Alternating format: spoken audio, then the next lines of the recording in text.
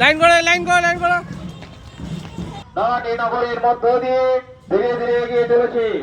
তাই আমাদের বিদ্যালয়ের পক্ষ থেকে সমস্ত নগরবাসীর কাছে আমাদের বিশেষভাবে আবেদন, আপনারা আমাদের এই শোভাযাত্রাকে সামনের দিকে এগিয়ে নিয়ে যাওয়ার জন্য সব রকম ভাবে সাহায্য করবেন। নমস্কার।